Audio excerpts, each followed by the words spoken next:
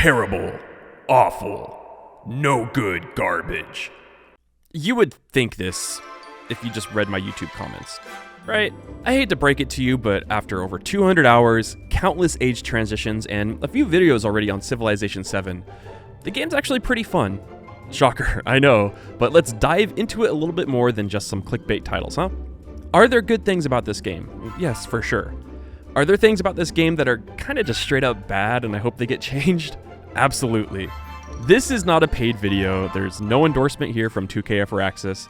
I just want to make that absolutely clear as I'm giving my full honest feelings and opinions about the next iteration into the franchise that is Civilization 7. Now, that's not to say I haven't been honest in my previous videos. I absolutely have. I've been having a blast playing this game and making these videos for you all, but, and that's a big but, there are a lot of things that really need to be cleaned up and improved upon before Civilization becomes a great game. I'm not saying it isn't a decent game or even a good game right now in its current state. Far from it, actually.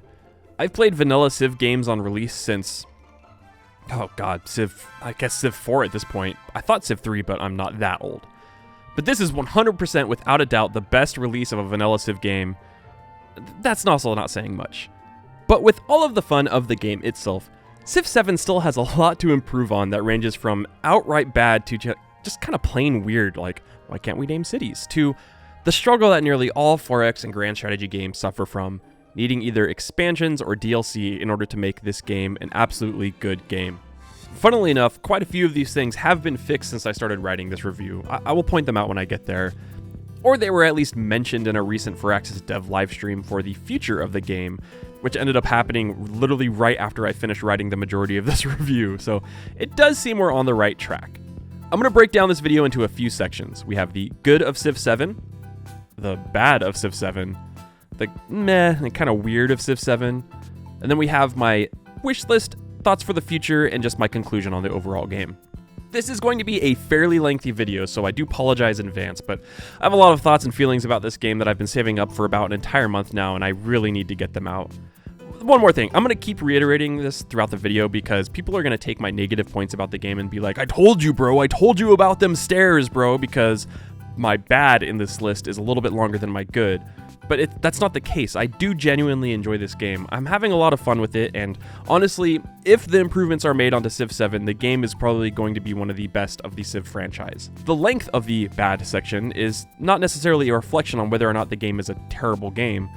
It's honestly so long because I love the Civ franchise so much that I truly want the game to improve, and because of this, I can get a little hypercritical about this game. This isn't an indictment on the game as a whole, but kind of, I want to think of it as a platform to build off of to truly make Civilization 7 stand the test of time. Let's just get this out of the way. Civilization 7 is absolutely, without a shadow of a doubt, a very fun game, and honestly, in my mind, a success when it comes to a Civ Vanilla release. Now, remember, this is a Civ Vanilla release. We'll touch on that later. I have put over 200 hours into this game, and I'm still finding myself hitting that one more turn feeling of the game every single time I play it. It still feels like a Civ game, no matter how many people in my comments are telling me it isn't. And let me just tell you, it is. The 4X's in the 4X genre, the explore, expand, exploit, exterminate, are still very apparent in Civ 7, as they have been in all previous Civ games before. I can't tell you how many times, okay, actually I can. I've done the stereotypical one more turn thing literally 2 nights ago. I was playing Machiavelli, bullying everyone for gold when I looked at my phone sitting on my desk and, hey, what do you know, it was 3:45 in the morning. This is such a ubiquitous phenomenon that every Civ enjoyer has experienced, so do be prepared to experience it again. Now, I do still have some PTSD from humankind Civ switching, so before we get into that, I was a bit hesitant to even talk about it, let alone experience them, and that kind of leads into the next point. This is kind of a two-parter into the next section, but change is nice, and surprise, new things are good actually. I know, what a hot take. Let's go over some of the best examples of these, yeah? The influence system that is new to Civ 7, I'll be honest, I was very critical of this new currency to use for diplomatic relations in my Baltimore visit video, but it's honestly one of the best systems in the entire game, and for the most part, entirely new. I mean, for the mainline franchise, if you played Beyond Earth, it's not new. I thought I would be very limited in my dialogue options when it comes to diplomacy, and I mean, sometimes you are, but in the context of the game, it makes sense. If you're going for the roleplay route, I imagine spamming someone, hey, let me have open borders 500 times isn't necessarily going to go well with the other person when they keep saying no. So having consequences for doing so kind of makes your actions actually matter. Do you want to ask for open borders for 25 influence, or do you want to save up for another turn or two and use that influence to run a research agreement between you and another AI? Having these actions matter make them a bit more valuable to me, and at least in my mind, end up making diplomacy a bit more nuanced and less of a I click this button when condition met situation, as previous civs have been. Another new part of Civ 7 that I think is just S+ tier are the army commanders. I know I've said it before in all of my videos. I'm kind of speaking on this ad nauseum at this point, but army commanders are one of the best additions to a Civ game, period. They were hyped up a lot during the actual Firaxis dev previews and live streams, and it's for a good reason. To me, in my mind, I think about playing around with the army, fleet, arrow commanders and go, wait, how are these not in previous Civ games? Because they are honestly that good. It's such a good replacement for a great general that it honestly makes me kind of feel like great generals are a bit antiquated.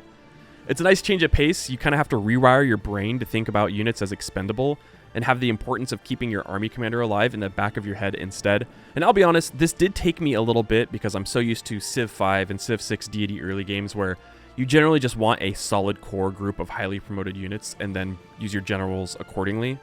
Now I care more about my commander positioning, like how to keep it alive, whereas I generally didn't think of that, and more so now I think of individual units as fodder half the time. And oh my god, I'm really an American, aren't I? Legacy paths. Okay. Hear me out. The new version of the old victory conditions are honestly a nice change of pace that I'm still figuring out the most optimal way to play them. Now, just like army commanders, it took a little bit to rewire my brain on how to play around them, but once I did, especially when it comes to the modern age, it definitely clicked a little bit. Now, we're specifically only going to be talking about the modern age legacy paths. The antiquity and exploration, we'll get into those later. As a bit of a min-maxer myself, I had a hard time adjusting to the idea that I could still win even if I only had like one city left in my empire. And this was kind of such a foreign concept to me as I'm so used to just beelining the linear path to how I want to win from the start of the game that being able to win multiple legacy paths and more or less choose the way I want to win the entire game is, well, for a lack of a better terms, strange. I ended up playing a few games without a preconceived notion of how I was going in to go win like I would in Civ 6, and kind of just played the game according to the strengths of my leader abilities and the civ that I chose. In doing so, I found out that, hey, I'm actually kind of having fun, and this game is a little bit more dynamic than I thought it would be, which is, I feel like, what they were going for. There's been so many times I've been asked, in whether it's my stream or YouTube comments, what's the best way to improve in Civ 6 to play on deity? And I would always answer very generically, go straight for whatever victory condition you choose to win from turn 1 and do everything in your power to rush that condition. Going science?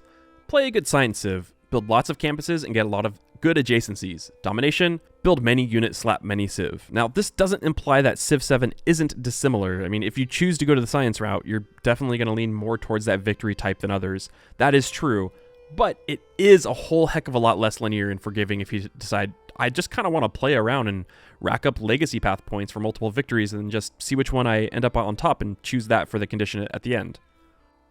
Another new thing that I mean, people have been asking for this since the dawn of time, and they're just, once again, like the army commanders, so good. Navigable rivers. Having them as another type of tile for adjacency and just yields are one thing, but the fact that they're usable as their name implies is just another instance of why was this not in the game before. I'm not joking when I say this. Every single game I have used navigable rivers countless times. I either use them as a point to put archers on the other side and supplement my units as they wade into the rivers to cross over to attack. Either I use them as like an escape route for my units to float into and run away, or the best part, I use them as another vantage point to fight with ships. Because you can take ships and move them up navigable rivers and park them next to cities and attack with them. Or, if you can want to, you can settle the city inland on a navigable river and send ships from the city inland out to the ocean.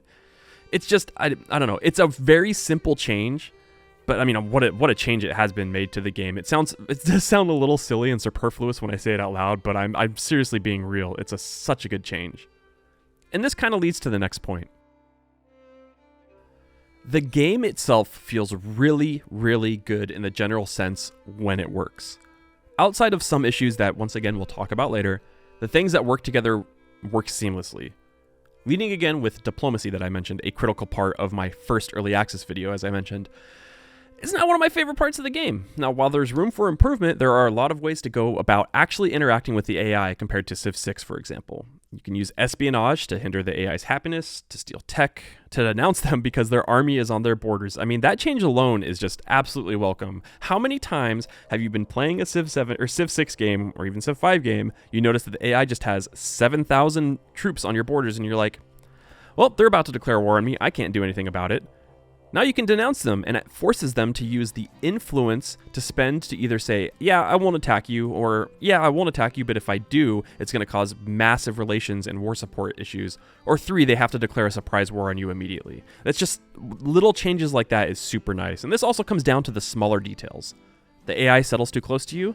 That sparks a diplomatic action, which causes you to like them less, and hey, it gives you a bunch of influence. An AI asked an independent peoples to start attacking you. Okay, sure. You defend, you get some army commander points, and then you can just bribe them back to go attack the AI on the other side of the map. And now, look, there's a proxy war between you and Benjamin Franklin using a city-state as an army. You overwhelmed a neighbor AI with your army and you took a city and they want peace, but you're not done. Sure, you can keep going with the war, but maybe you're just so strong that you intimidate them into giving you a second city for free, and it works, and it feels good. And when these systems are working right, and boy, when they do, it feels really good that you just want to keep playing, and once again, that one more turning feeling comes back. I always feel a little silly when I bring this up because it should be fairly obvious, but the game looks good. We all know the meme of the life cycle of Civ, right? This was one of my favorite games of Civ. Next release, this game is shit, this game is awful. The next release, actually the previous version of this Civ was my favorite Civ. And I'm sure you all remember this game is too cartoony and it looks like a mobile game cries of outrage when Civ 6 was first released. But I think the devs kind of achieved a really good balance between that hyper-realism that you got with Civilization 5 and the more emboldened, I don't want to say cartoony, but cartoony approach that you did with Civ 6. Now, I was very critical about the leaders when we were shown them and when they were announced. I mean, Augustus was literally the Walmart yodeling kid, am I wrong? And what was this Hamiko? Now, I will say, they look really, really good, mostly. There are still a few of them that might need a little more polishing. Isabella. But from the animation of Chung Chak to the outfits of Tecumseh and Friedrich to obviously the overall mannerisms of Machiavelli, I feel like they really, really nailed it. I still think they should be facing you in first person, but I'm getting ahead of myself here. This is focusing on the positives right now. And the leaders are a big, big positive compared to where they were even from what we saw like 4 months ago. I guess, honestly, that can be itself a commentary on how early to show things, I guess. There is just so much to love about how the game itself looks, like from the different biomes and the foliage to these massive natural disasters flying around your cities to Xerxes, a beautiful beard. I thought I was going to be a little bit disappointed in this aspect of the game, especially from what we saw in Baltimore, but I am actually very glad to be proven wrong in this instance. If you ever open up a Civ, forum board, YouTube video, stream, one of the top 3 things that's probably ever been mentioned is that we get better AI, especially on the higher difficulties. This might be a little disappointing to you, and we'll talk about that later. This is going to be both in the good and the bad section, because if you close one eye, the AI, especially on D80, is vastly improved. Looking through this eye, well, okay, we'll get into the bad section later, but let's focus on looking through this good eye. The AI are very proactive in getting what they want, and if you don't let them, they'll take it. They want to be best friends with you? Too bad, they're going to force their friendship down your throat. You settled in the location they wanted between 2 resources and a navigable river, and for some reason, which you don't know why, they just love that settled location. Well, you better start digging your own grave, because here they come. I have been very impressed with how the leaders interact with you based off of your activity in the game, combined with their own biases and agendas. I will say, I feel like it's been integrated a little bit better than previous Civ games before. The combat with the AI has improved. I mean, it's still a little bit We'll go into it later. There have been quite a few times, though, where I have actually been fighting the AI and getting pretty close to taking their city or two, and they just stop whatever they were doing, and they build up and go full in military industrial mode and start pumping out unit after unit, and you're just met with waves of cuirassiers and land ships, and there have been some really, really long wars that I've had with the AI where I have been very impressed with how they fought. I do consider myself to be a very good tactical domination player, but on the other hand, the AI does some really dumb things, and we'll get into that. Now, you've probably heard me and multiple other content creators, and if you're reading the reviews, probably the reviewers talk about this, but the warfare and the combat system is by far the best thing about this game, and it really is incredible how much it's been improved since the previous Civ games. It sounds really simple to say, because you're just like, well, how can you improve that much on a staple that's been around since forever? But it really has. The main thing is the army commanders. It is by far and above my top 5 favorite unit mechanic, what have you, that they've added to the franchise. And it's not necessarily just the idea that your army commander gets promoted and your units don't. It's all the intricacies that happen to it. And 2 of really good examples of this are these 2 specific niche abilities that you can use with the commander. One of them is the main one, the ability to shuffle units in and out of the commander, and also the ability to inadvertently give a ranged unit a second shot even after it's used all of its movement. The first portion you get with the initiative promotion on the commander. That promotion allows allows the units to use their movement points after they've been unpacked from the commander. So, which you've probably already seen in my videos, I'll have a unit that is very, very low. I'll pack them into the commander and then unpack them on the opposite of the commander and then have that unit run away to safety and then pack units into the commander from behind it and then throw it in front of the commander and have them go and charge to the front lines. It's very, very useful, and it's just really nice to just be able to position your units like on a tactical playing field a lot more than you could in previous Civ games. There are so many different intricacies in the warfare aspect of Civ 7 that I keep finding myself more and more surprised by things that I find that I didn't know that I could do. And I'm sure we're going to figure out a lot more as the game progresses. One thing that worried me a lot about Civ 7 is what I had a very, very hard time with Humankind, and that was the pacing of the game. Positives. There are a multitude of problems Humankind has kept me from coming back to play the game. The main issue for me was the pacing. The Civ switching, it kind of tied to the pacing, but it wasn't that big of a deal. The diplomacy wasn't great, it wasn't the worst, but it was just the overall pace of the game and how it scaled over time. The longer you played, it became more and more apparent it really did not matter what kind of buildings you were placing down and what you were doing in the game as long as you were furthering your score victory. There's just been so many times I would be playing the late game, which, I'll be honest, it's not that many times, and just placing random buildings in my cities in Humankind because the yields looked good. A lot of this was due to the fact that the game was split into so many different ages, and I think this is where the burn that most people felt from Humankind and the cautiousness that we've all been going into with Civ 7. Every time you got to the point of realizing any of the gains of the kingdom that you built with the Civ that you chose, you ended up switching to a different Civ altogether, and there was zero time to enjoy them. It was as if you didn't even play them before. Now, while I started Civ 7 in the late game, I started to get a little worried because that feeling was starting to creep up a bit. I ended up finding, though, is that the more that I played, the more I started to focus on what strategy I wanted to play. What I mean by that is not beelining straight to a victory condition, but the strategy on how I was going to be playing around the map. I wanted to understand how each adjacency works with each other, and I became a little bit more deliberate about my choices and how they affect my gameplay. This isn't necessarily pacing related, it is a little bit, but for example, in Civ 6 when you're placing districts, you're purely thinking about adjacency at that point. How many mountains is my campus going to be surrounded by? And how many yields is it going to give me once I plug in rationalism? How many floodplains are on my river so I can dam and do a crazy aqueduct IZ combo? In Civ 7, you often look at and find yourself asking, how many rough tiles in my empire that I can turn into mines? And if I build lots of mines, how will the adjacency bonuses look when I build a quarter out of a brickyard and a library and put it next to a granary instead of a market? I'm starting to get off track here a little bit, but you get the idea of where I'm going with this. The choices you make matter a lot more in Civ 7, especially with the Civs that you transition to. There are some problems with pacing, and it still has some of the things I mentioned as a bad thing, but they can honestly easily be fixed, and we'll talk about those in the bad section. If you isolate each age into their own act, into their own campaign, they are honestly some of the most fun I've had playing Civilization as a whole. Now, I think it's no secret that everyone's favorite part of Civ is the early game. The city settling, the exploration, discovering the map, the early game skirmishes, all of it is super fascinating and very captivating, and it is really hard to replicate that through the entire game. Now, it's kind of my belief that the main reason why the devs went into Civ 7 with this in mind is why they introduced age transitions. Starting not 100% from scratch, but basically from scratch each age, definitely gives the feeling of the 4Xs of the 4X genre. Is it as much as when you start on turn 1? No, it's not all the way there, but it is there.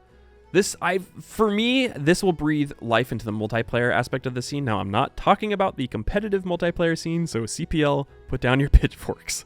That's a whole other topic I'm going to get into. Well, I'm not going to get into it, but I'm sure, some of the other players will. Everyone go follow Liege. But how many times have you sat down with your friends at like 6 p.m. on a Saturday evening to play some Civ multiplayer? You're hoping to complete the entire game this time, to have it just end up being only turn 78 on online speed and it's 4 in the morning. The host saved the file, you log off and you say, all right, next Saturday we'll finish this, except next Saturday rolls around and only 5 of you can show up, so you have to postpone again. You go, hey, all right, Saturday after this, 2 Saturdays later, all of you are there to play, but it's been 2 weeks and people kind of forgot what's happening. So for the next 3 hours, it's just all of you remembering the mechanics of the game and what you were doing in the game. Why are you at war? Why is this person building wonders when they're going domination? Why am I sending 5,000 trade routes to this player over here that I don't even like? I mean, you see where I'm going with this. I can absolutely see this helping that same group of friends finish a single campaign of Civ 7 by just playing the Antiquity Age or just playing the Exploration into the Modern Age as its own sections, which Firaxis said they are going to be adding those specific victory types for those, so that's nice to see. And then you only have to take around 5 to 6 hours and finish that on the same night. This does make each age kind of its own thing, and while that is a good thing, it is also a bad thing. I said this in the beginning of the video, I said it in the previous section, and I'm going to bring it up again before diving into things that need to be improved, because people are going to take the negatives and just say, see, I told you, this game is shit, I told you, bro, I told you. Okay, I was about to make the same hella Jeff joke. I need to come up with some new material. But I mean, back to what I'm saying, the game is fun. It's a fun game to play. It's a fun game to experience. It is still Civ after all. And the reason why I keep saying this is because there is like no media literacy anymore. It's like if I say the game is good, but there are bad things, people don't understand that there's nuance, there's gray area. You can still have fun playing a game and still criticize the game. It is the best Civ vanilla release that I've ever played, but that doesn't necessarily mean that's a great thing. This is going to be a very detailed critique of the game, and while it may sound a bit scathing as I go on, and Firaxis devs who are listening, please know I like this game, I love you guys, but take this as constructive criticism. I genuinely think that these things that I mentioned can be improved upon, and with some work, this actually can be one of the best Civs that's been released. The reason why I'm so critical about these next few topics is it's not because I'm just criticizing the game because I think it's bad. It's hopefully comes across as constructive criticism and feedback to just make the game better in the long haul, so let's talk about them. Before we get into the actual mechanics and core gameplay, the first thing that needs to be mentioned is be prepared to either upgrade your PC or play on low settings if you're going to play anything higher than a small size map on standard speed. Now, I have a fairly decent newish PC. I'm running an i7-13700K, it's been overclocked, undervolted, I've tested both, a 4080 Super, I have 64 gigs of DDR5, I mean, Civ 7's installed on my M.2 drive alongside my Windows OS. Load time shouldn't be that awful, but once you get into the modern age, oh my god. In my upcoming videos, you might notice this, but to be fair, in those videos, I am playing on high graphics in 1440p, so I guess that doesn't necessarily help my case. But even off stream, switching the game to 1080p and running it on medium settings, the turn rollovers are they are bad late game. It gets so bad that clicking on commanders in the late game causes a 1 to 2 second frame skip. And there are even some instances where the map doesn't even get rendered all the way when it gets revealed around turn 80 of the modern age. Now, Firaxis has stated in their future that patches are going to be putting out optimization. I hope though, because if you're running anything below a 4 series card and a 13 series CPU, you might just want to run this game on minimum settings and stick to small maps because yes, it chugs. The Antiquity Age, you're not going to notice it much. It actually performs fairly well. Halfway through the Exploration Age, you start to notice a little bit. You start to notice that your navy is lagging a little bit behind its its fleet commander. And I hope for Firaxis' sake they push out these performance patches sooner than later, because the average person who plays on console or with cards that are below the 30 series are going to have a little bit of a struggle. I honestly think that the title of this section is going to be the title of this video, as in 1 step forward, 2 steps backward, aka there are so many missing things in the game that should be in the game from day 0. A lot of this section actually ties into the UI aspect of the game, as technically the UI is part of this section, but first let's talk about the practical side of things before getting into pure aesthetics. There are just a multitude of decisions made in the development of this game that kind of boggle my mind, and as the title states, feels like we're taking 1 step forward and 2 to 3 steps back. Some of these things have been fixed, as mentioned before, because of the massive amount of feedback that myself, other creators, and you, the community, have given to the developers. Good example is switching the minimap from the ugly little squares to actually showing your land as your borders expand. Now, the devs did touch on some things that we all know they want, or that they know we want in their latest dev diary. I'm adding this in after I wrote the script because it's funny that they talk about it later, or well, 2 days ago, 3 days ago at this point. They're going to add teams to multiplayer games, which is funny that it didn't work initially. Expanding to 8 players for multiplayers in all ages through refinements to our distant land system. That's a big, big fix. Allowing you to pick your starting and ending age to allow for single or double age games. Providing a wider variety of map types. Why did I say it like that? Adding in hot seat multiplayer and renaming cities. Now, like I said, it's funny. I finished the script for this review before the dev diary was released, and I was like, well, I guess I got to go back and let them know, or let everybody know, hey, they're working on some of these things. But that doesn't necessarily guard them from criticism or feedback. Now, we have seen, how bad the map generation can be, and maybe bad is the wrong word, because once you look at the actual biomes and the layout of the resources, terrain, features itself, it's not bad. I think it's just maybe predictable is the right word. Continents are square and 90-degree angles. But outside of those things, there's just, once again, there's just a multitude of aspects of the game development that I'm just bewildered in why they were not added and kept in other civs as of recent. I have a massive list. I'm going to give you part of this list, and this might seem a little nitpicky, but I want you to know that these things are they're very important to me. And it's just like, I know in previous civs, they would there would be things missing and they add them in later, but this stuff should be just bare bones day 0 development. Let's go through this list. Why are there only 10 autosaves in the game? I don't know, that's a little strange to me. Why can't you queue techs in civics? Why aren't you able to liberate cities when you capture them? If they're your ally cities, you should be able to capture the city and liberate it back to your ally. If it's a city-state, you should be able to capture it and liberate it back to the city-state. When you are trading cities during those peaceful negotiations, you can only trade cities. You can't trade gold, you can't trade resources, it's only cities, which I guess the resources make sense because it's tied to the city, but still. I touched on it, and the devs also touched on it, but how is renaming cities, promoted units, commanders not in the base game? How is there not a search function on the map in the base game? There's just a plethora of hotkeys that don't exist. There isn't a hotkey for lenses. There isn't a hotkey for ranged boat attacks, or even boat attacks in general. There isn't a hotkey for settling cities with your settler. There is just so many missing hotkeys. There isn't a restart button to restart the game on turn 1, so if you don't have a good start and you want to roll another one, you have to go to the main menu and redo your entire configuration all over again. There are just things missing in the Civilopedia for some reason. 2 examples. Trade routes. There is 0 mention in the entire game of how long a trade route is. Or that is, how long the distance required is to establish a trade route. It's 10 tiles for land caravans, by the way, if you wanted to know. I calculated it and tested it. Another example is freshwater. If you settle on freshwater, it gives you a +5 happiness bonus if you settle it versus a non-freshwater settle. How do I know this? I asked Carl, the dev. You would never know because it's literally never mentioned anywhere, and if you go to the Civilopedia and search freshwater, nothing shows up. There's just things missing in the Civilopedia that you would expect to be there. When you open the Civilopedia, you usually can click on the tech that it requires, and it takes you to it, and that doesn't exist. The Civilopedia used to be this thing that was this all-encompassing, massive, just breadth of knowledge that you could open up and find all of your answers, and then when you try to find answers, they just don't exist in Civ 7. This ties in with the Civilopedia too. There is no actual cost of techs or civics anywhere, no actual number. You just have to pull out a calculator and guess based off of your science and culture per turn, and then calculate, oh, maybe this costs around 200 science because I have 7 turns left.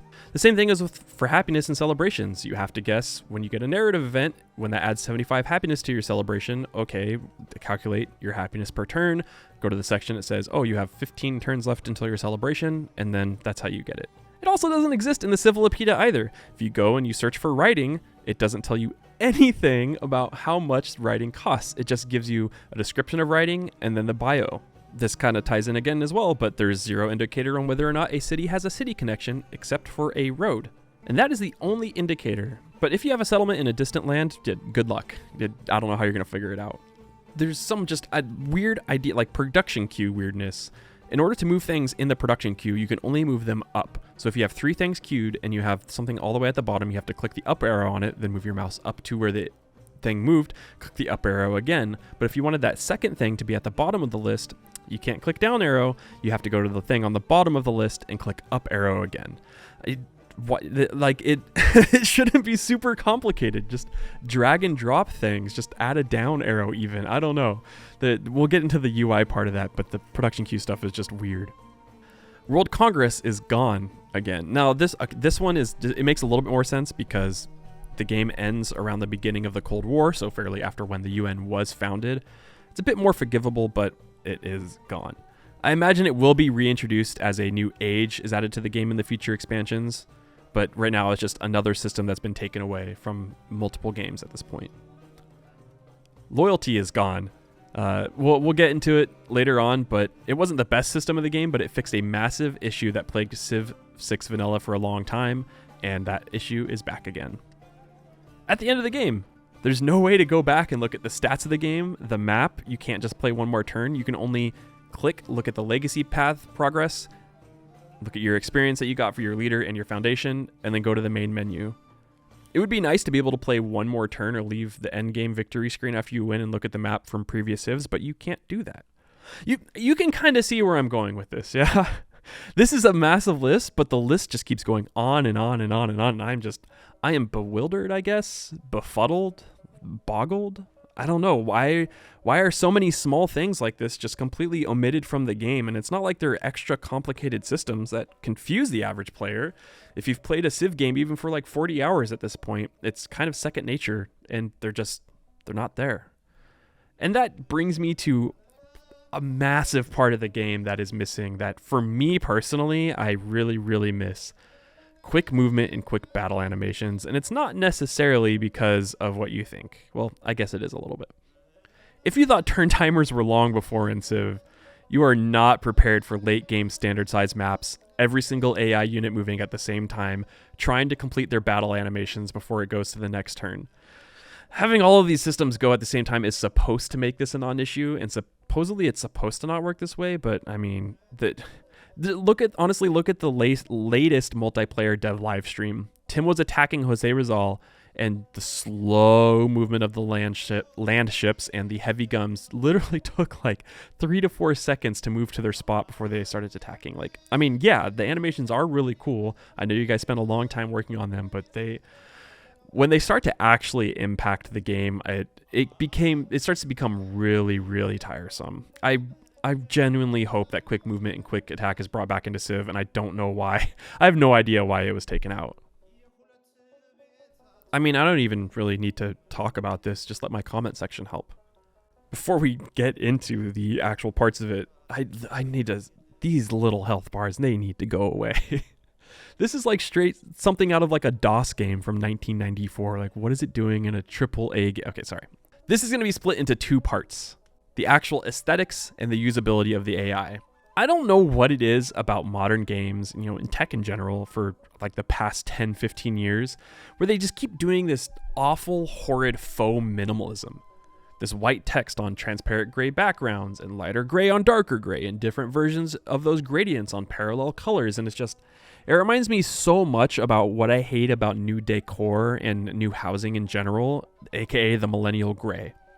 Did we as a society just collectively forget that color exists? Like, give me contrast, give me complementary colors, give me maximalism, just give me some fucking life, for God's sake. There's been some pushback on this saying, well, it's just the UI, you'll get over it. It's play the game, it doesn't affect the game, and I hate this argument so much. Like, yeah, of course it's not going to actually affect the game and how the gameplay works, but from a visual aspect and just the entire premise of this, it is going to touch into something I talk about later. If you can't pay attention to the small details, what makes you think you're going to pay attention and get the large details correct? Let's take this tech and civic tree, for example.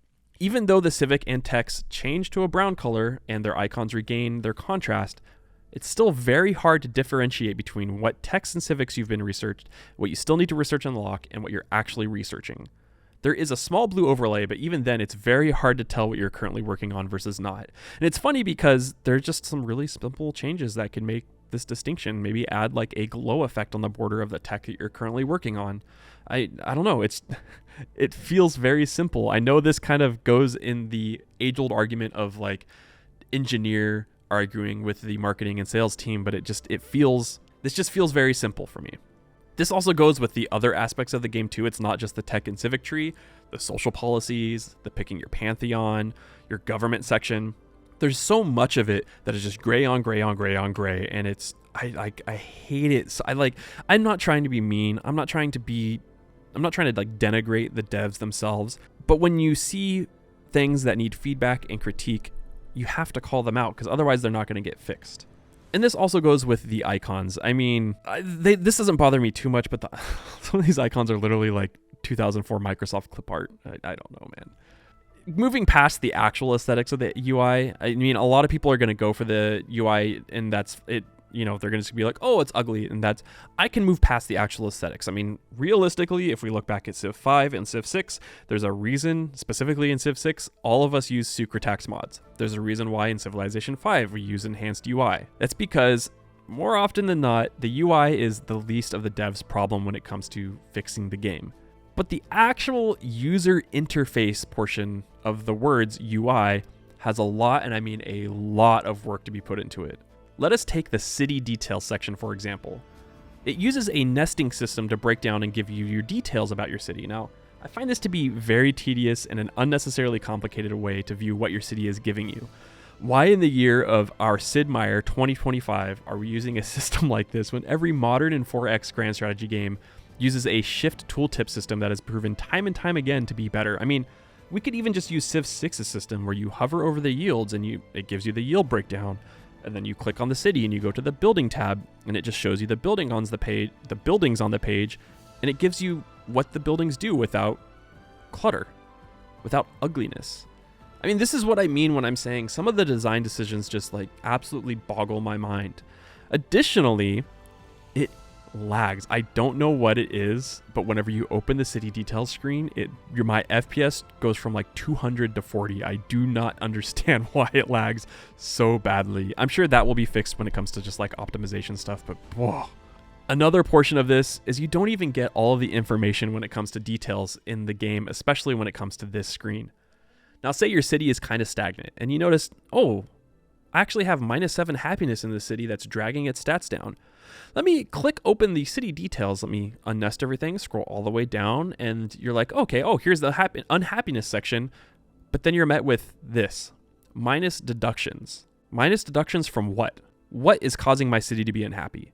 What is minus, what are we deducting? Is it sanctions? Is it because of my settlement limit? Is it because of war weariness? Who knows? That's not our problem. That's for you to figure out by looking through your magic crystal Civ ball. Now, I know it feels like I'm kind of piling on right now, but the visual aspect of gray on gold isn't even like the worst part of the UI. The city details is a big example of that. Here's just kind of a small list of things that I've noticed every single game that bug me, and okay, I am being a little nitpicky here, but like I said, if these things don't get pointed out, they don't get fixed. Examples. Why can't you click the city banner of an AI in order to talk to them? You have to click on the actual physical city underneath it, or click on the leader icon, whereas in every single Civ, it feels just very intuitive to click on the icon to go and talk to them and open the diplomacy screen. The production queue closes when you build something, and there's no option to open up the production queue and keep it open at all times. Instead, what you have to do when you open the production queue is you click the building you want to build, place it, the whole entire window closes, you have to open up the city again, click another building, add it to the production queue, it closes again, open up the building, or the city, open up the production queue, add a building, and then, for some reason, it takes 2 to 3 times for the production queue to stay open. This also happens with army commanders. If you have an army commander that's packed full of units, and you research a tech, let's say you research heraldry, which moves your cuirassiers to, or not cuirassiers, but your coursers to knights, you want to upgrade all of those coursers to knights, you have to click the army commander, click on the courser inside of the army commander, click upgrade, and then the window closes. You have to click the army commander again, click the courser again, click the upgrade button again, the army commander window closes, you open up the army commander window again, click the courser, click upgrade again, and then for some reason after the 3rd time it stays open, and then you can click the 4th one and upgrade it. This might seem a little silly, but notifications on the right constantly pop up and do their animations anytime you leave the map screen. So for example, you're on the map, the turn starts, or the turn rolls over, all the notifications on the right go boop, boop, boop, boop, boop, and that's really cool.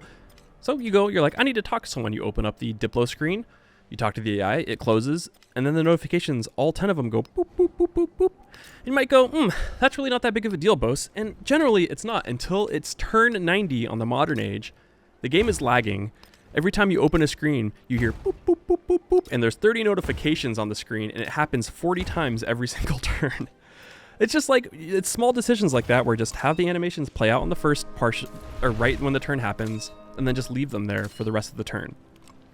I mean, a lot of this is just, like I said, a lot of this is just visual clarity. I have over 200 hours into Civ 7.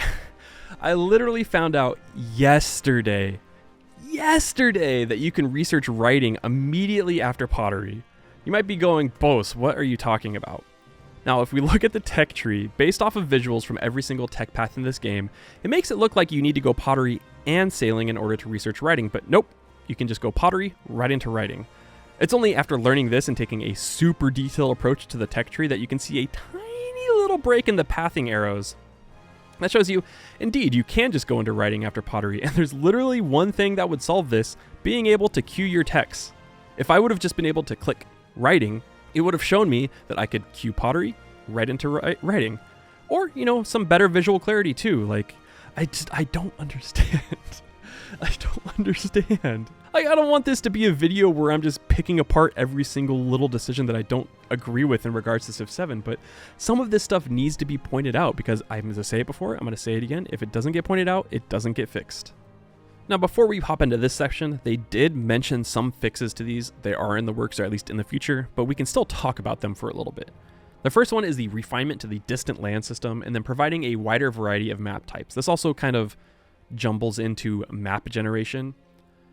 And I guess technically 3, because they were talking about expanding to 8 players for multiplayer, but that's a multiplayer issue, and I'm not worried about that right now.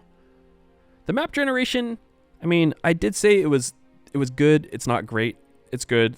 The biomes themselves, you know, the actual resources, the foliage, the features, the rivers, how those all are generated is actually really, really, really good.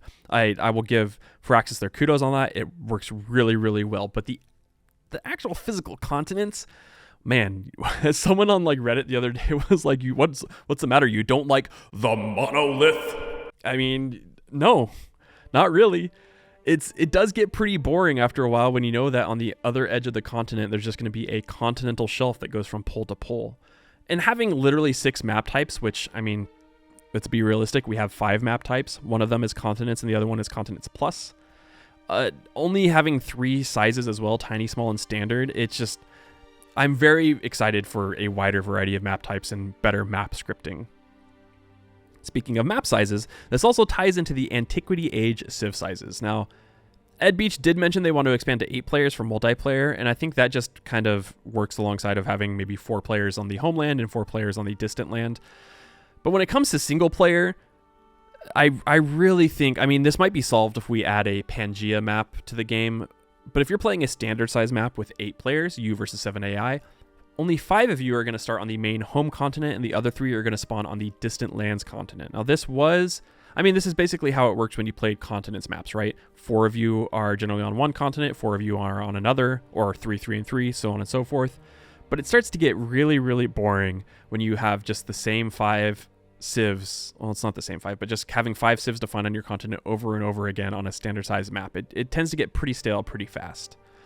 I hope that we get more maps like Pangea, and once they do fix the distant land system, which I'm assuming what they mean by that is they're going to have the whatever continent that you settle on, whether it's on the other continent or your continent, that counts as your homeland, and any other continent outside of that is a distant land. I think that's how it should work, because right now it is a little bit of a like Western colonial or imperialist like colonialism view, and I think that's kind of a bad view to have in the first place, but also it just makes for some not great game design. This is a double-edged sword because, as we mentioned earlier, the game is visually stunning. The districts look great, the cities look great, the units look great, but once you kind of start to realize how everything looks hyper-detailed, it gets a little lost in the fold. I will say the change to demi-realism is nice in the game. Like I said, it does look incredible, but the problem is it gets hard to tell what buildings are which and what district and what quarter is which. The only way to tell visually is by zooming in and looking at all the buildings or hovering over them until the little tooltip pops up. Adding a search function would absolutely help this, but I feel like visual clarity above all should be a priority over function.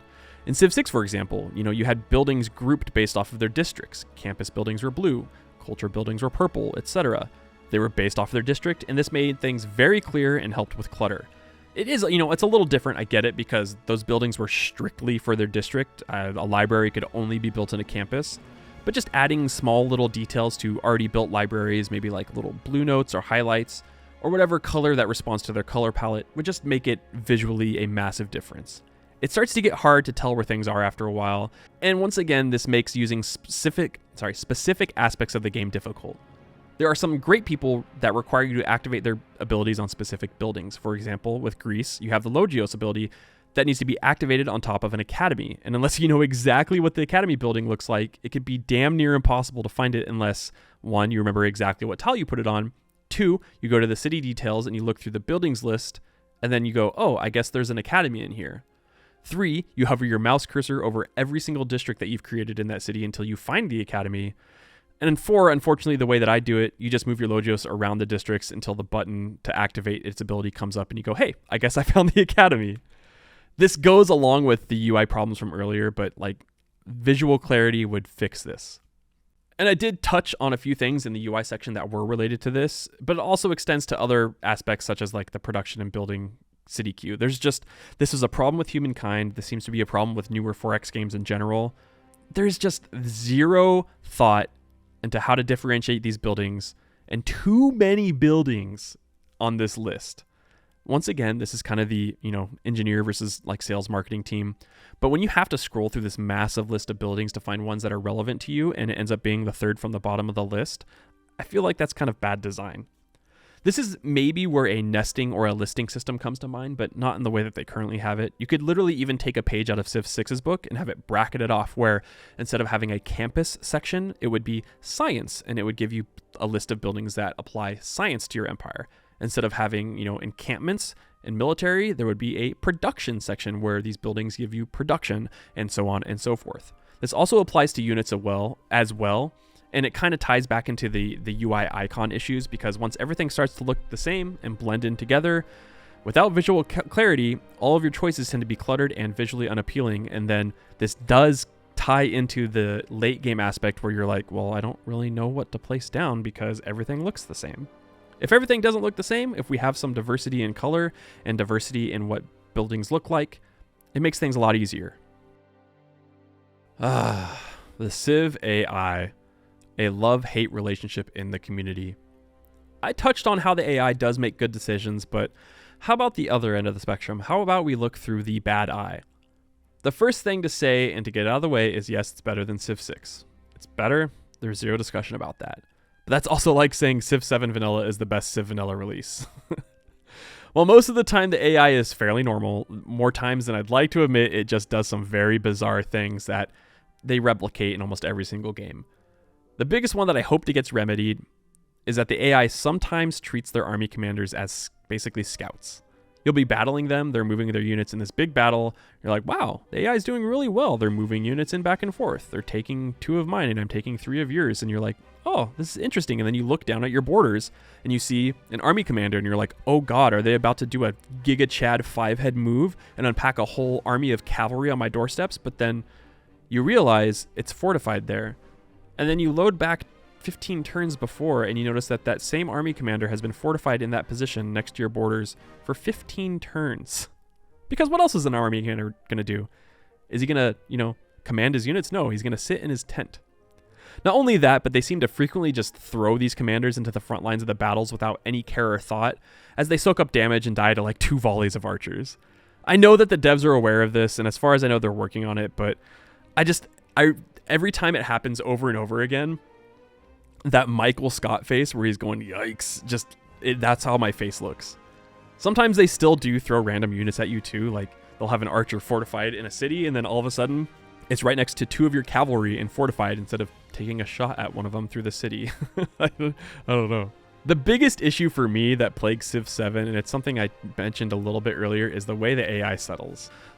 Forward settling across the entire map is an insane issue that was already solved with a loyalty mechanic, but guess what? loyalty gets taken out, and we're immediately back in the same place that we were in 2016. Honestly, getting forward settled by the AI really isn't the worst part. I mean, if they spawn 15 tiles away from you and then they settle a city that's 8 tiles away, you can't really do anything about that. That spawns, that's just how the game is. But when the AI literally crosses the entire map just to settle the shittiest city known to mankind, I feel that's a little bit different. Let's look at this screenshot here. This is from a game earlier this week. The AI's capital is literally at the top left corner of this continent. They settled a city 4 tiles away from my capital. And it's not even a good settle.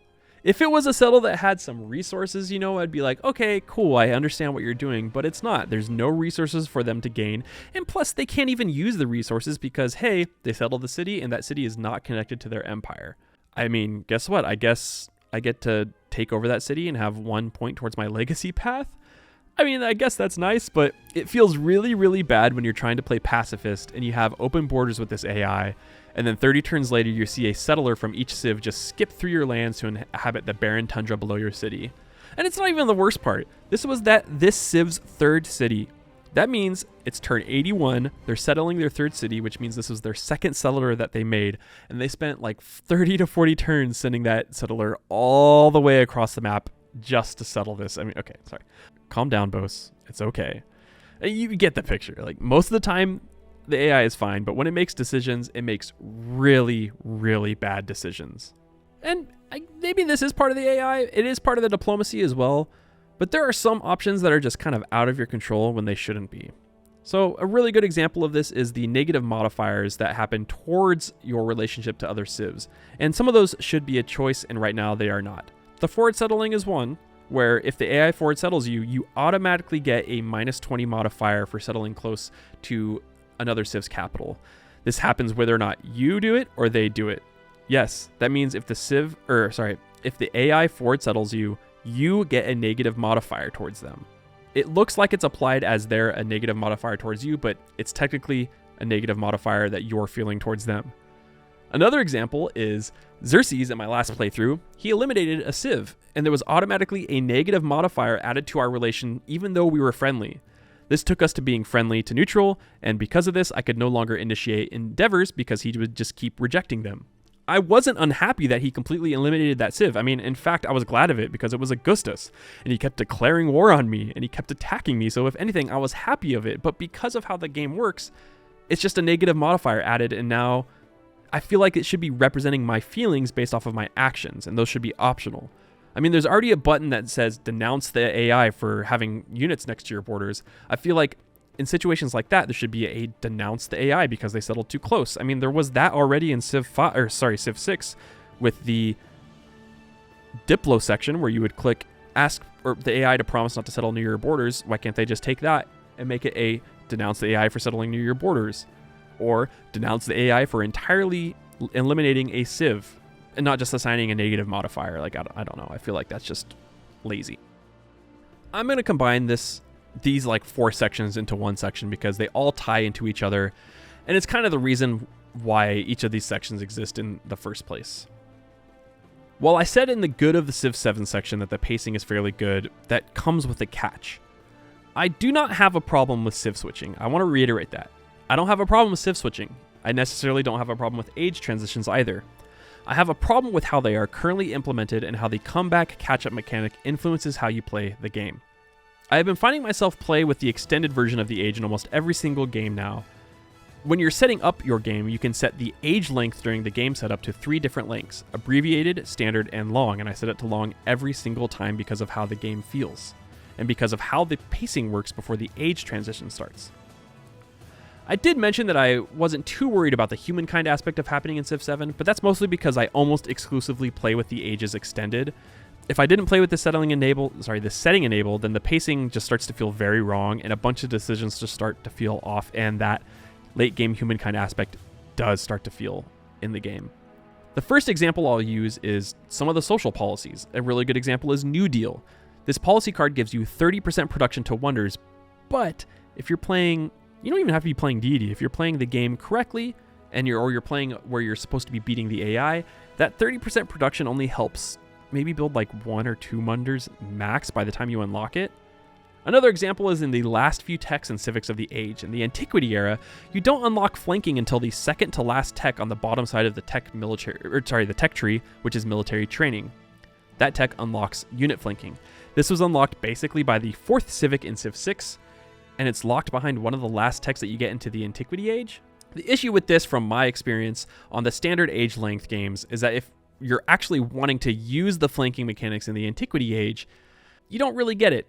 Or by the time you've unlocked unit flanking, you're already at like 75% of the Antiquity age completed. Sure, you can be at war at that point, and unlocking flanking becomes a pivotal moment for you. But in my experience, you'll get through that war, and the next 20 turns, the age ends. That transition is where the game feels really, really bad to me. Why does that transition feel bad?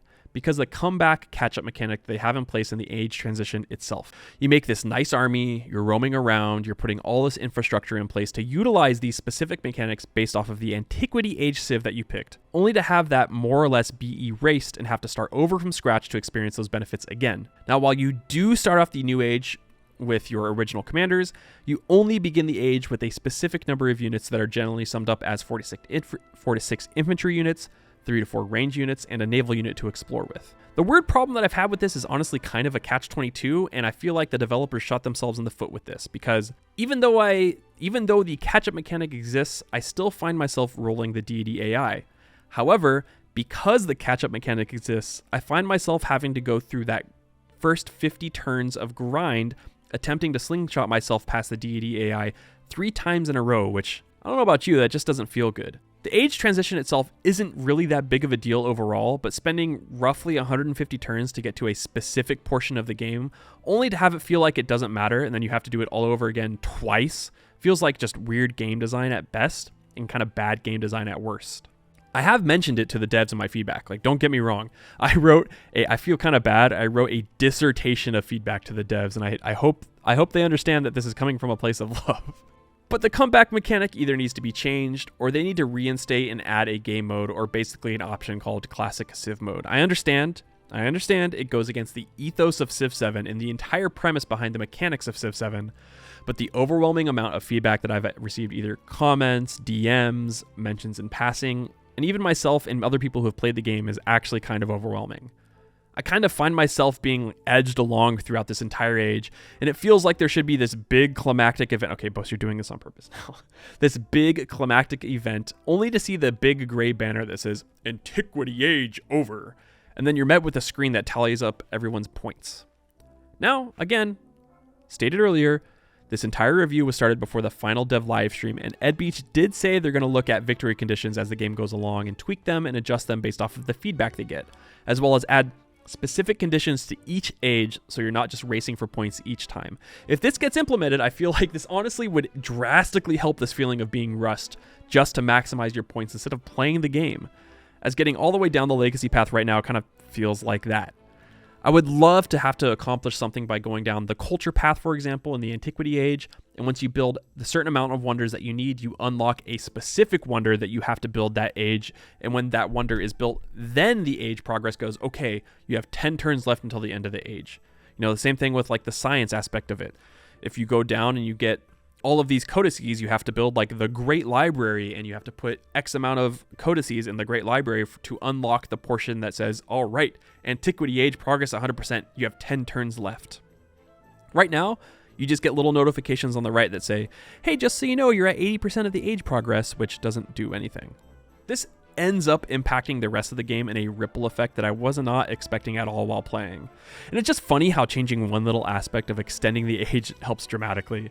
A lot of the other small changes could help as well, you know, moving some of the techs and civics around, the amount of progression each legacy path takes to advance the age. They're not big changes, honestly, and if you just make those small, little, tiny, minute changes, it could really change how these core systems work. And I do find it kind of ironic, because I know that, at least in my experience, one of the biggest wishes that people had was a civ switching mechanic in the first place. So, I mean, your mileage may vary, I guess, and I'll be honest. Honestly, switching civs isn't even a bad thing. I enjoy it way more than I thought it would. The civ switching mechanic itself really isn't that detrimental, because, at least for me, the majority, and I know the majority of people kind of pay attention to the leaders more than the actual civs.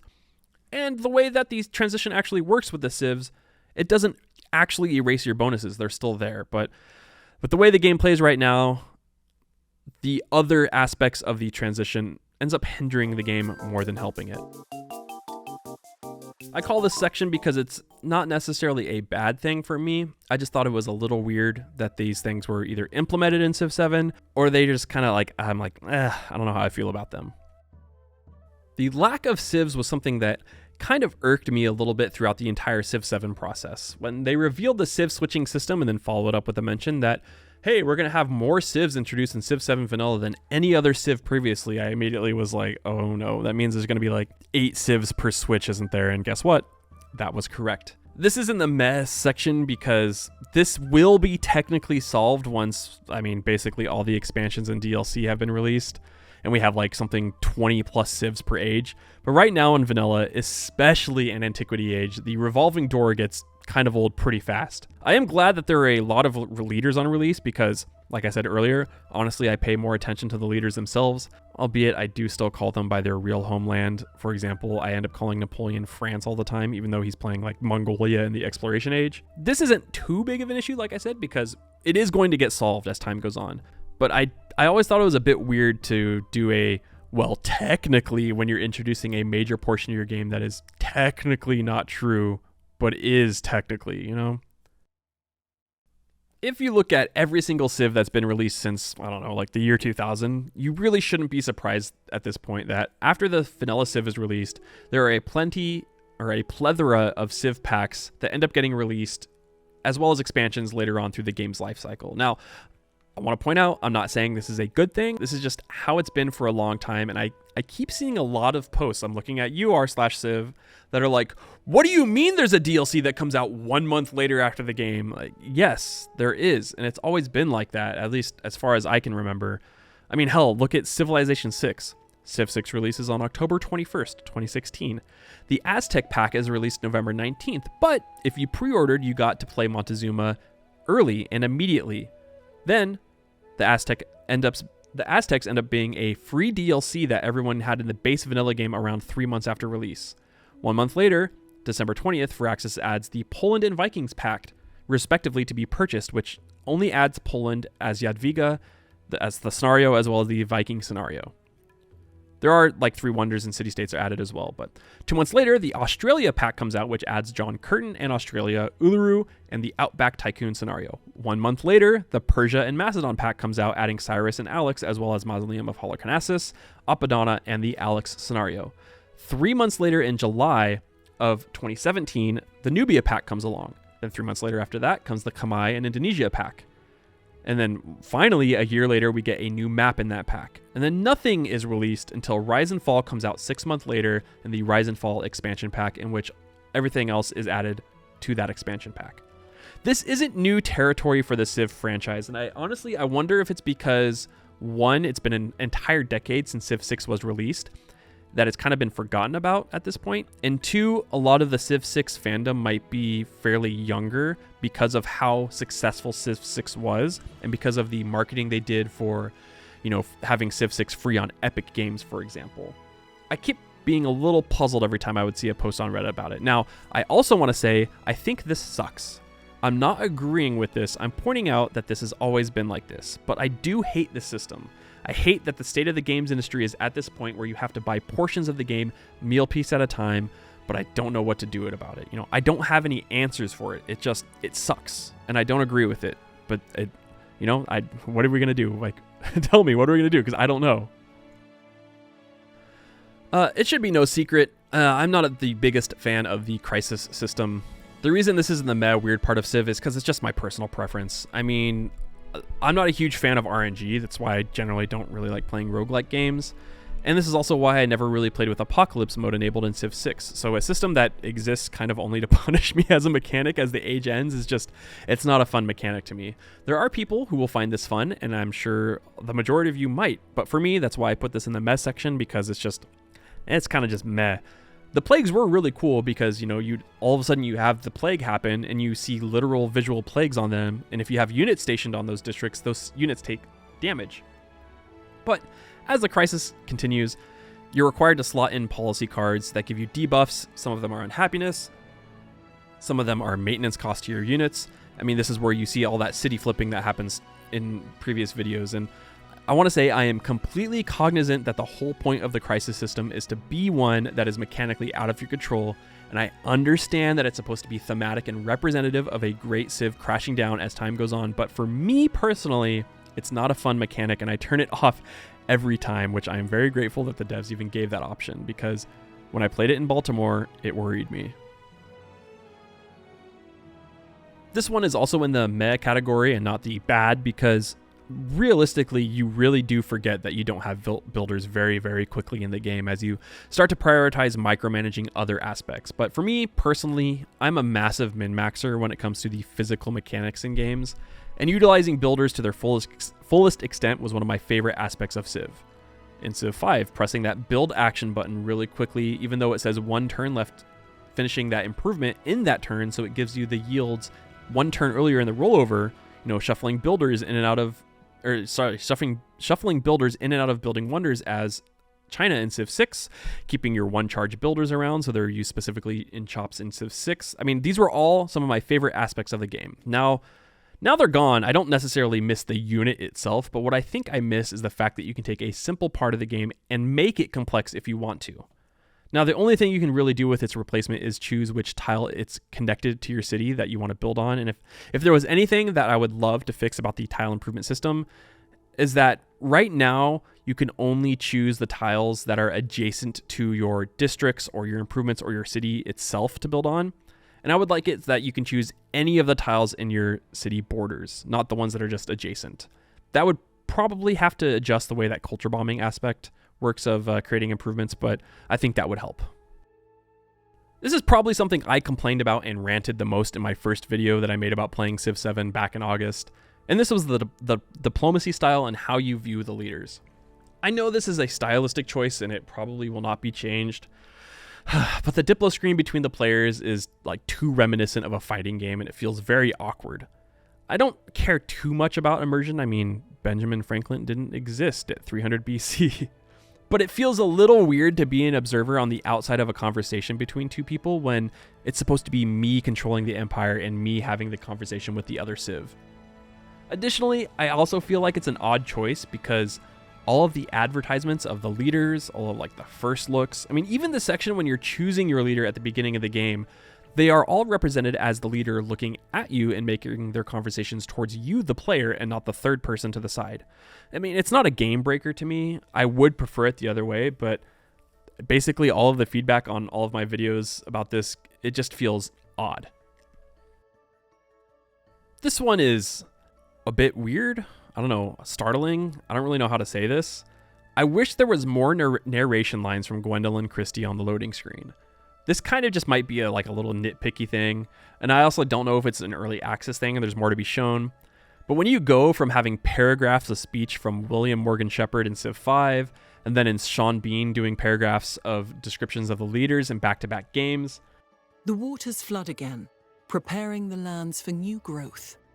Here Egypt will compel the world to behold the wonders it works. Then you have Gwendolyn only reading one line in the loading screen, and it's just about the Civ and not about the leader. It honestly feels kind of cheapened. This honestly, it could be an issue where it's just out of our control. Maybe it was an issue when it comes to pricing or contracting, and having to deal with the writer or the whatever the guild is, the Actors Guild. I don't know, but it just feels weird when you have all this beautiful narration that she does throughout the game on all of these texts and civics, but then you have, one line that describes your Civ. I think one of the main reasons I bring this up is because Gwendolyn Christie does an incredible job of narration. This is not a knock on her at all. I think she does such a good job, is a fantastic successor to Sean Bean and to William Morgan Shepherd. And I think why I'm bringing this up is because I want more narration. I want more Gwendolyn Christie reading about why Machiavelli is the way that he is.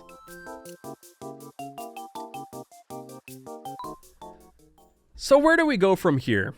What could we improve on? Honestly, there are a ton of things that I could mention here in a small wish list, and the majority of them are UI related or just kind of really minute details that I've already mentioned, or, I won't bore with you because, you already read a bunch of them already. But if we base our experiences off of past Civ games in the franchise, as I mentioned, the UI is probably not going to change that much, so hey, I guess we're just going to have to wait for Sucre Tact. But, I mean, like I said, there are a few things that can realistically change about Civ 7, and I hope it really just comes down to two things. Changing the pacing of the game and the age system, whether that be adding an additional age, which I think that's more or less been confirmed because they talked about future information stuff post-Cold War in previous dev streams, and just making the transitions a little bit more seamless and tweaking the systems to feel make the game feel a bit better. Like I said, the best way to do this is probably just adding the actual victory conditions to each age instead of just going, all your points have been accumulated. Wow. I feel like this would solve quite a bit of issues that I have and make the game so much more enjoyable. And that also includes making the ages maybe a little bit longer or making the text and civics, longer themselves. I don't really know what the actual answer is there. The second part of it is adding a Civ Classic mode or a historical game mode. I feel that would just solve everyone's cries about the games, because even if it goes against the ethos of Civ 7, if Civ doesn't do it, the modders are going to do it. Unless, the modding tools don't allow them to, but if they do, modders are going to find a way to lock everyone to the Civ that they choose at the beginning of the game, and then modify Civs to endure throughout the ages and scale with them, so even if you do technically transition into a different Civ the next age, it's still part of that same culture. I have no doubts that the game is going to look very different once multiple expansions come out and the devs, they receive all the feedback from us, the players, you, me, the community. It's happened with every single Civ since the dawn of Sid Meier's civilization and will continue to do so as the series, goes on. Whether or not the correct decisions are made, that's to be seen. Okay, that was long. I'm sorry. There is a positive in all of this when it comes to this review. Even with that massive list of negative things that I mentioned, the game is still a good game. Is it a great game? Not yet. If I had to give it a score, and honestly, I hate giving scores, especially when it comes to like 4X games, because there's just so many different nuances to it. Some people just like city building, some people just like warfare, some people just like being pacifist. It is really hard, but if I had to give it a numerical value, I would probably just put it at a solid 7 out of 10, firmly in the good but not great scale. I do have faith that Firaxis will listen to the community, and they have a lot of good ideas in place to already help this game achieve greatness. I really do have faith that they will. It honestly sucks that it's a fairly predictable part of the Civ lifespan. Game gets released and it's super bare bones. Fast forward 2 expansions and it's a great game. My favorite example is Civ 5 Vanilla versus Civ Brave New World. Civ 5 Vanilla didn't even have faith. You had units that only had 10 HP. The tech tree for the entire game was basically the size of the entire tree for the Antiquity Age in Civ 7. But then Brave New World gets released, obviously after the previous expansion. And it ends up, at least for me, being my favorite Civ expansion to ever be released, and probably heralded as one of the best versions of Civ to exist. Now, everyone's going to be like, well, actually, in Civ 4, I feel like there's a reason why people like Yogscast, for example, still mainly play only Civ 5 multiplayer in all of their Civ multiplayer streams. They do play Civ 6, but 90% of the time it's Civ 5. No. Okay, I digress. This is a long video. It was long-winded. It's a lot of yapping about my feelings after over 200 hours in the game, so I do hope you found it useful, at least in figuring out whether or not the game is worth your time. I definitely think the game is still worth buying and playing now, and no, I'm not incentivized to say this. The pre-order link down below is not an affiliate link, no matter how much people are going to say it is. It's not. I'm not monetarily incentivized to say that. It's just, I think the game itself is a fun game to play, and I already know I'm going to be putting in thousands of hours into it, so that's for you to decide. That's just my feelings on it. Thank you all for watching. Keep an eye out for more Civ 7 videos in the next few days. I have some absurd strategies coming your ways. The game is going to be a lot of fun. I'm not 100% quitting Civ 6 at this point. There is going to be some Civ 6 videos in the future, but, just letting you know that there is going to be mostly Civ 7 on the way, at least for the next few months. Once again, thank you all for watching. If you enjoyed this, please consider subscribing to the channel. I do have a Patreon and a Ko-fi if you wanted to be obliged. No, it's just there. I also have a Discord, discord.gg/boast if you wanted to hang out and yap about Civ 7 or, baseball, because I love baseball. Either way, thank you all, and I'll see you in the next one. Bye-bye.